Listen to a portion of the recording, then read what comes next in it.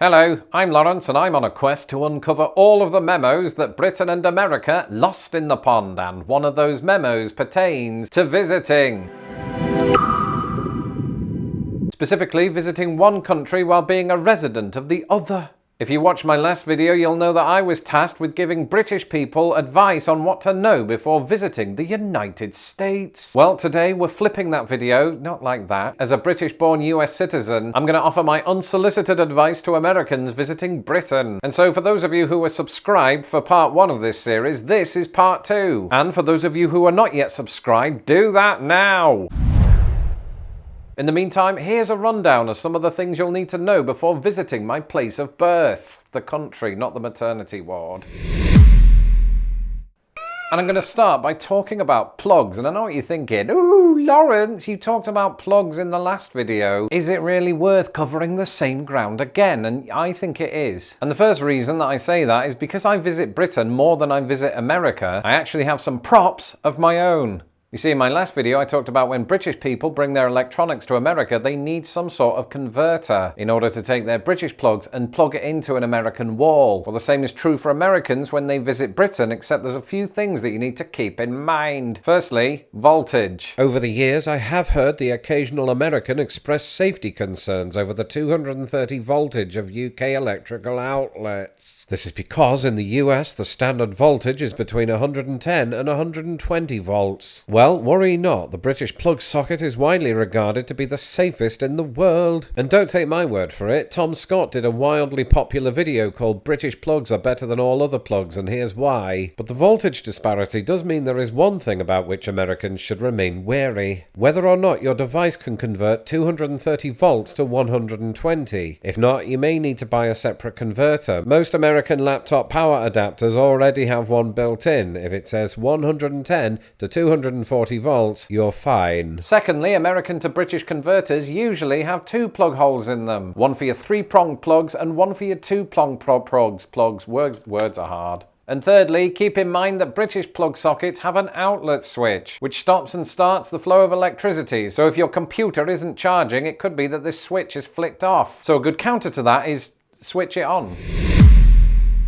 If there's one thing that I know about Americans, it's that they really like to drive. And if American tourists who've messaged me are to be believed, their driving even extends to when they visit Britain, even though they really don't have to. If that's you, then here are a few things that you'll need to know before driving on British roads. Firstly, and you're probably aware of this already, in Britain we drive on the other side of the road. Additionally, the steering wheel is on the opposite side of the car to what you would expect in American vehicles. And to make matters even more confusing, the name assigned to different car parts can differ as well. Instead of your windshield, you've got a windscreen. Instead of your trunk, it's a boot. And no hoods here, instead, it's a bonnet. And you don't operate a turn signal. In Britain, this is known as an indicator. Now, something that American drivers often tell me about driving on British roads is that they were surprised by the number of roundabouts. Furthermore, in Britain, we seem to have a better understanding of how these work. See, in America, roundabouts do exist, but they're harder to come by, and when you do, they're almost treated like a novelty. And no driver ever seems particularly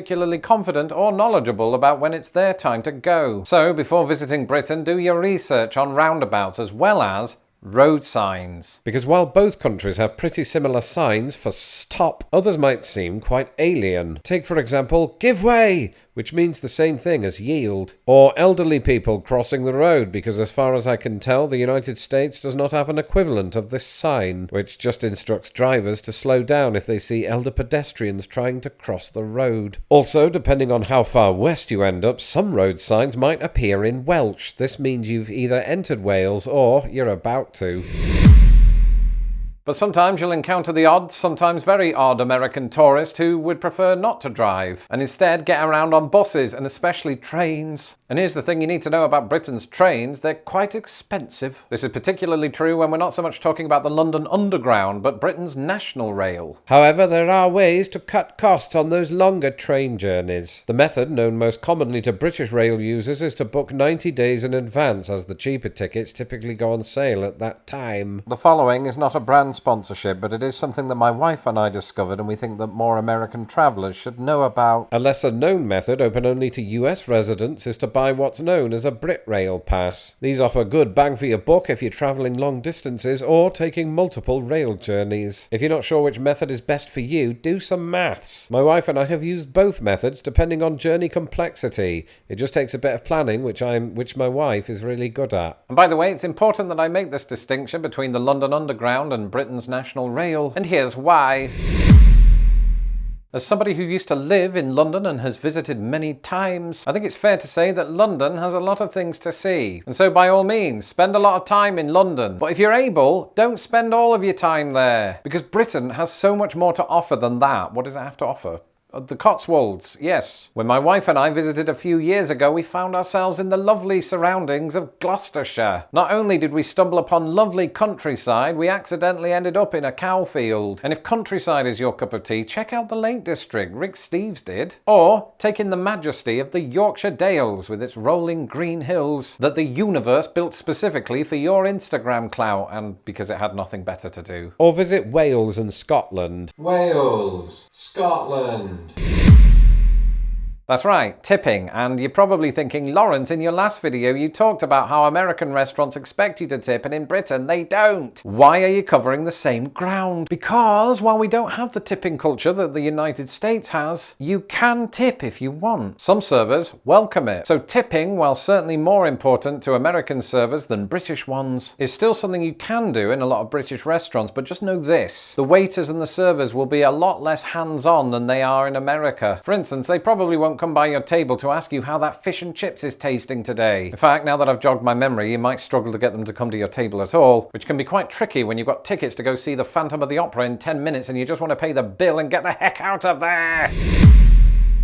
And the final thing that I'm going to talk to you about today is how you as Americans are perceived in Britain. In all the years of doing this channel, I've met two kinds of American. The kind that says, I don't give a damn what those redcoats think. Or, the rest of the world doesn't like us. And it's that second viewpoint that I feel compelled here to address. Because what they really mean is the rest of the world doesn't like such and such president. Or the fact that America interferes with the governance of other countries. Something that Britain would never do. In other words, if the British have any level of disdain for Americans, it's mostly politically motivated or linguistically motivated. We don't normally have an issue with Americans themselves. In fact, I'll give you an anecdote. When my American wife and I stayed in a hotel in my English hometown of Grimsby, the staff acted all nervous around her. And not just because we're YouTube sensations, it was because of her accent. Just as Anderson, Indiana doesn't get many British people living there, Grimsby doesn't get many Americans. So I think they just thought she was plucked straight out of Hollywood like Julia Roberts in Notting Hill. And it was a novelty for them. Now you won't experience this in London. In London, just like the gongs of Big Ben, an American accent is a common sound. But wherever you are in Britain, some people will receive your American accent in a similar way to how some Americans will receive my accent. That it carries a certain amount of glamour, so use that to your advantage or disadvantage.